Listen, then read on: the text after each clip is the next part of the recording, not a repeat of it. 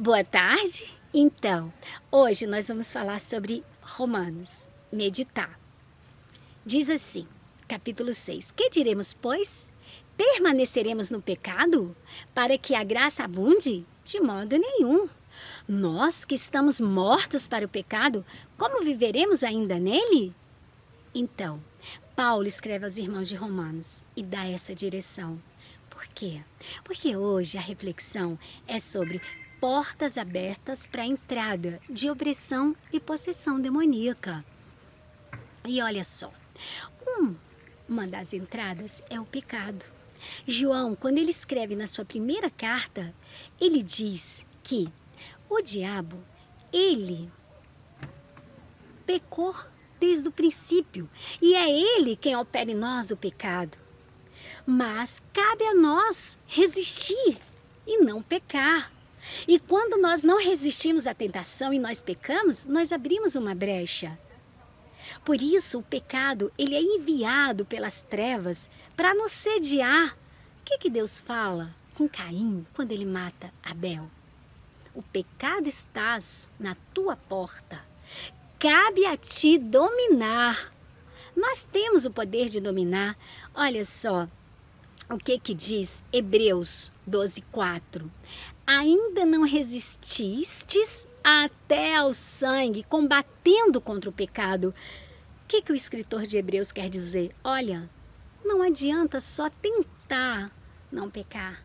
Nós temos que resistir o pecado, como se fosse até dar o seu próprio sangue pelo pecado, para não pecar, pela ausência do pecado. E olha só, nós devemos expulsar os espíritos malignos que nos são enviados para trazer algum tipo de destruição. Marcos 16:17. Estes sinais seguirão aos que crerem em meu nome, expulsarão os demônios, falarão novas línguas. Então, como permanecermos? Como vamos permanecer livre das opressões e das possessões demoníacas? Uma das maneiras é expulsar os demônios. Foi-nos dado autoridade. Os sinais acompanham aos que crerem. E olha só, Mateus 12:43. E quando o espírito imundo tem saído do homem, anda por lugares áridos, buscando repouso e não encontra.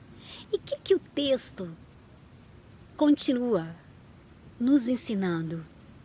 Que ele vai, fica por aí. Se ele não achar um local para ele ficar, ele volta e traz 7 espíritos malignos. Pior vai ficar o estado daquela pessoa quando um único espírito sai, vai vaguear por aí, não acha lugar, volta com mais 7.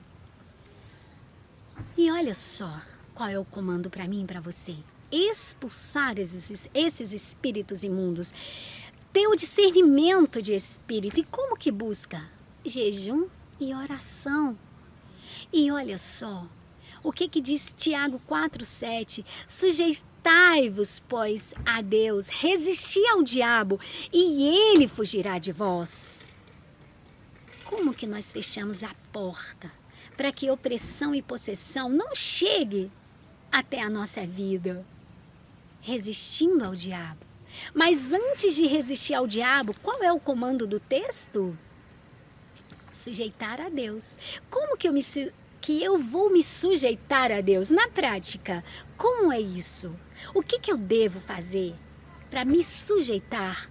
Primeira coisa, ter a palavra de Deus firme no seu coração, impressa no coração. Por quê? Porque se eu não conheço a palavra, como eu posso me sujeitar àquele que é essa palavra, que se encarnou, que é Jesus, o Verbo encarnado? Mas se eu não leio a Bíblia, como que eu posso me sujeitar a Deus? E se eu não me sujeito a Deus, eu não posso resistir ao diabo.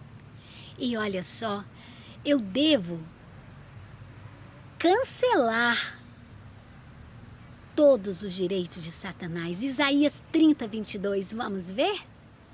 E terás por contaminadas as coberturas das tuas esculturas de prata e o revestimento das tuas esculturas fundidas de ouro, e as lançarás fora como um pano imundo, e dirás a cada uma delas: fora daqui.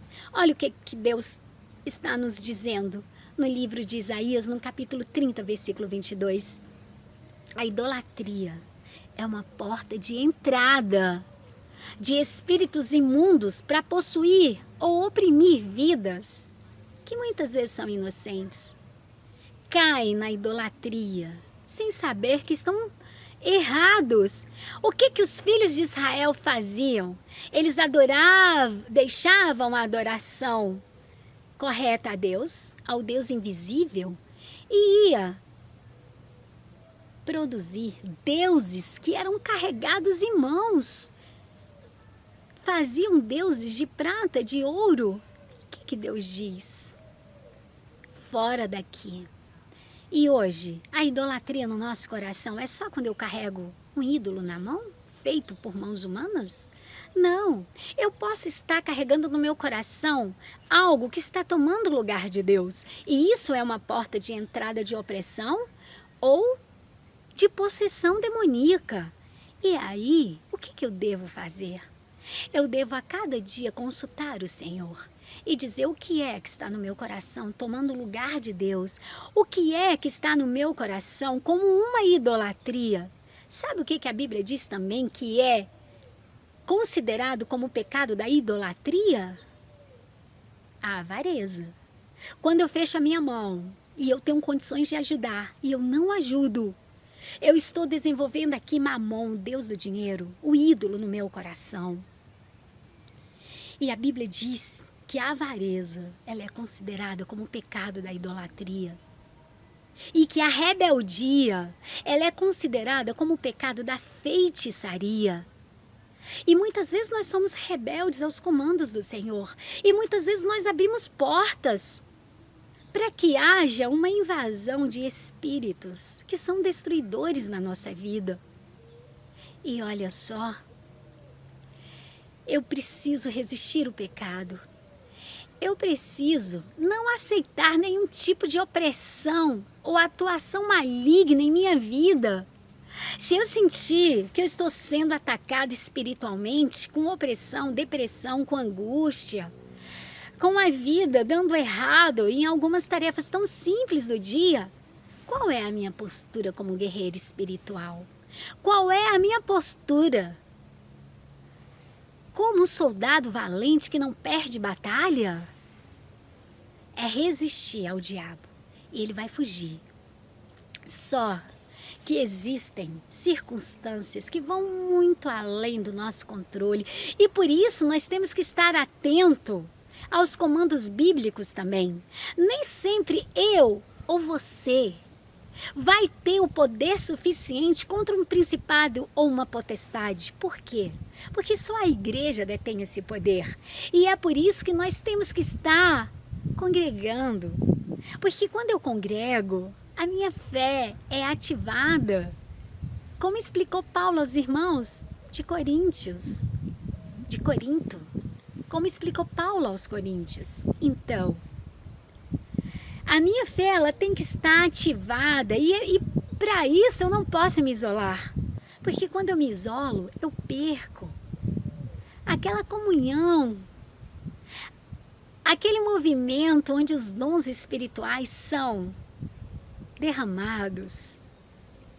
E aí eu fico fragilizado. Eu fico só nessa batalha. E não é ideia de Deus que eu e você vá lutar sozinho, não. O homem, do contrário, o homem iria se ensoberbecer para sua própria ruína. Então, tem guerra que nós sozinhos não vamos vencer. Mas nós temos que entender algo. Nós somos vítimas o tempo todo desse movimento espiritual da maldade. Crianças eram envolvidas em destruições que as crianças não entendiam nem o significado de pecado. É claro que o pecado é uma porta aberta. É pelo pecado que entra. Mas João, ele escreve e diz que o pecado está no diabo, que desde o princípio ele é homicida, ele é pecador, ele é mentiroso, ele é o pai da mentira. E é o diabo que vem colocar no meu corpo e no seu corpo, na minha carne, na sua carne, o pecado. E o que é carne? Carne significa tudo aquilo que é contrário ao espírito. Carne significa as vontades nossas, que são contrárias à vontade de Deus, que é a santidade, que é a obediência, que são virtudes que nos recomendam para Deus. Então, todas as vezes em que eu alimento a minha carne com os desejos de Satanás, eu estou abrindo uma porta. E o que Paulo escreve em uma de suas cartas e diz: o bem que está em mim, esse eu tento fazer, mas eu não faço. Mas o mal que também está me rodeando, esse eu faço. Mas o que ele conclui o versículo? Ele diz: mas graças a Deus, que nos dá a vitória por meio de Jesus. Por quê? Porque Jesus, ele morreu na cruz por mim e por você, para perdoar os nossos pecados, para nos recomendar a Deus como santos, irrepreensíveis. E todas as vezes em que nós somos vítimas de obras do inferno, que são abominações diante do Senhor, como feitiçarias, com muitas outras práticas espirituais do lado da maldade, nós temos quem vai nos socorrer. Mas nós temos o nosso papel de responsabilidade espiritual. E o que nós podemos fazer? Nós podemos a cada dia nos lembrar de resistir ao diabo, de nos submeter a Deus, de repreender os espíritos imundos que são mandados até nós e de buscar autoridade a cada dia no jejum, na oração e na leitura sistemática da Palavra de Deus. Amém? Até a próxima. Gestão da Espiritualidade é um livro que o Senhor me ordenou a escrever. Como vencer inimigos invisíveis, principalmente no campo de batalha da mente. Para adquirir o livro digital na versão e-book, entre na descrição desse vídeo e terá o link que vai direcionar ao site do Amazon. Caso queira adquirir a versão física, entre em contato comigo por meio das informações na descrição desse vídeo. Amém.